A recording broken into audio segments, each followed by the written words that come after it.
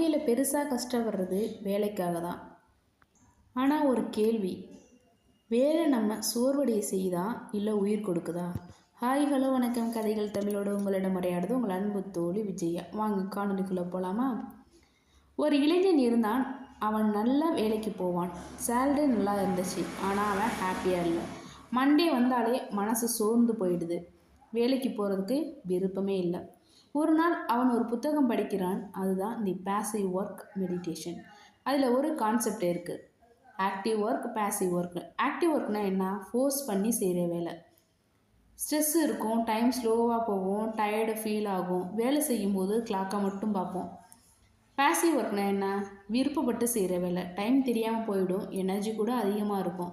நீங்கள் உங்கள் ஃபேவரட் வேலையாக வீடியோ எடிட்டிங், குக்கிங், பேசுகிறது, இந்த வேலையெல்லாம் செய்யும்போது அந்த இளைஞன் புரிஞ்சுக்கிறான், நான் வேலை மாற்றம் இல்லை, நான் வேலை செய்யும் விதம் மாறணும். அவன் என்ன பண்ணான்? வேலைக்கு போனான். ஆனால் மனசை சேஞ்ச் பண்ணான். வேலைங்கிறது டியூட்டி இல்லை, வேலைங்கிறது மெடிடேஷன்.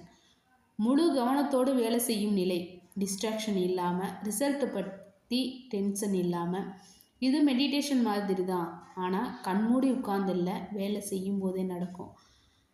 ரியல் லைஃப்பில் ஒரு ஆர்டிஸ்ட் பெயிண்ட் பண்ணும்போதும், ஒரு அம்மா குக்கிங் பண்ணும்போதும், ஒரு டீச்சர் கிளாஸ் எடுக்கும்போதும், ஏன் சில நேரம் இன்ட்ரெஸ்டிங்காக பக்கத்து வீட்டில் நீங்கள் பேசும்போதும் அவங்க முழுசாக அதில் மூழ்கி இருப்பாங்க. அதுதான் பேசிவ் ஒர்க் மெடிடேஷன். வேலைங்கிறது ஸ்ட்ரெஸ் கொடுக்காது, நம்ம மைண்ட் செட்டு தான் ஸ்ட்ரெஸ் கொடுக்கும்.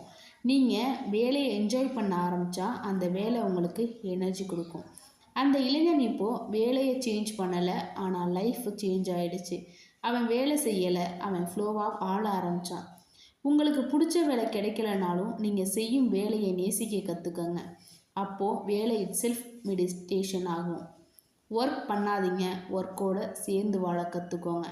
இந்த கதை உங்களுக்கு பிடிச்சிருந்தா லைக் பண்ணி, ஷேர் பண்ணி, சப்ஸ்கிரைப் பண்ண மறந்துடாதீங்க.